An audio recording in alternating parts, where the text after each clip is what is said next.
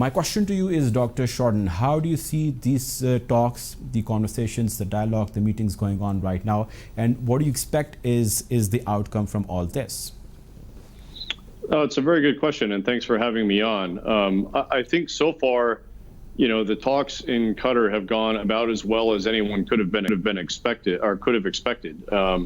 The reports from the opening ceremony seem to indicate that, while the atmosphere was somewhat subdued, largely because many of the speeches had to be delivered virtually for, social distancing and coronavirus safety reasons, that the atmosphere at that event nonetheless was a very hopeful one.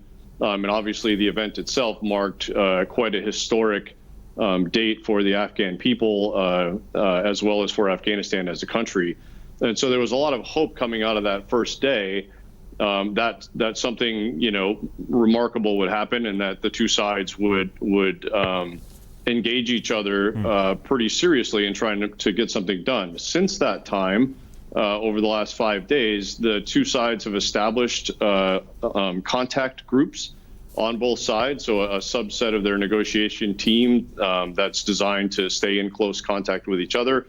And those contact groups have been meeting every day since then to try and iron out the basic ground rules for how these negotiations will proceed going forward.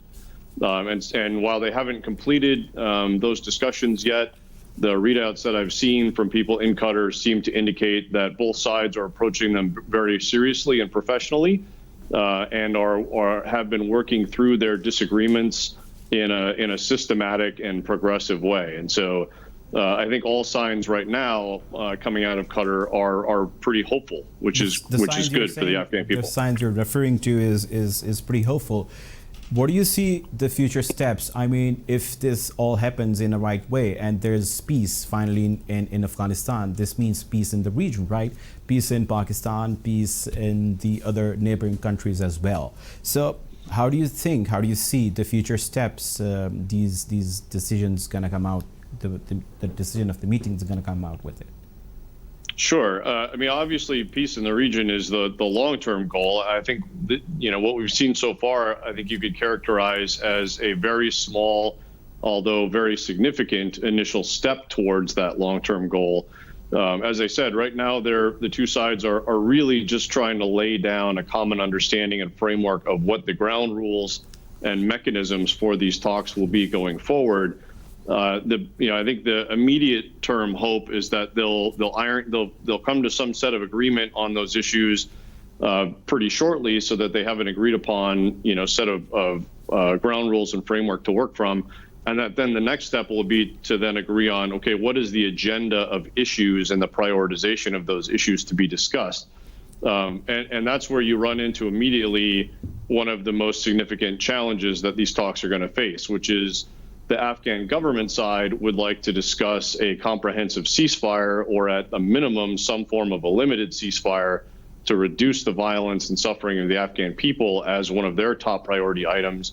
The Taliban have made clear that they will not agree to that, that they will, that the top item on their agenda is to discuss a power sharing agreement, that would somehow integrate them or allow them to take part in the current government structure or a modified version of it. And so they're pretty far apart on even what the top agenda item should be. And so that's really the next step, is trying to figure out, okay, what does the agenda look like? What's the prioritization of items for discussion, and how are they going to work through that, and where? Right, the question of when and where the next round of talks will take place still has to be worked out as well.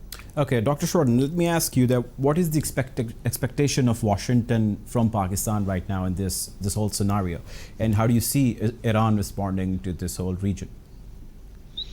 Well, I think the U.S. expectation is that the two sides are going to work through this earnestly, that they're going to be serious about it, that they're going to look to make compromises and look to try and work through this as quickly as possible. Ambassador Khalilzad, for example, was interviewed by the BBC and expressed his belief that he didn't think it was outside the realm of possibility for the two sides to come to a comprehensive peace agreement by this spring, when the U.S. Taliban agreement suggests that the U.S. Should withdraw all of its troops from Afghanistan. So he seems at least pretty optimistic that a deal could be brokered between the two sides within, say, 6 months. I think a lot of other people who are, analysts and Afghanistan watchers, myself included, think that the list of issues that need to be worked through and the disparities between the two sides would suggest that these talks are likely to go on much longer than that, possibly a year, maybe 2 years or more. And so it'll really remains to be seen, how quickly can the two groups that are discussing right now get to a common set of rules and a framework for the discussions. When is the next round of talks scheduled, right? Does that happen a week from now or does it happen a month from now? And how earnestly do the two sides really approach these negotiations going forward? Right. Dr. Schroden, last question to you. How do you see the role of Pakistan, in your view, in bringing Taliban to the table and sitting with Afghan government, which they earlier rejected and they said, we are not going to talk with them either way.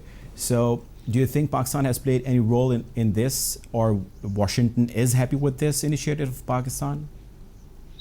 Yeah, the sense I get is that that the U.S. has been appreciative of Pakistan's help in using, what leverage they have, which is, I think, a lot more limited today than it perhaps was in the past, but still nonetheless more than zero, to try and get the Taliban to come to the table, to agree to certain terms that, the Afghan government was demanding, for example, in exchange with respect to the prisoner exchanges. And so I think Pakistan has been playing a more helpful role. I think Washington recognizes that and appreciates it. And hopes that it will continue. And I think that was evident by Ambassador Khalilzad going straight to Islamabad, in the wake of the opening ceremony in Doha. In Doha, right. Thank you very much. That was Dr. Jonathan Schroden with us.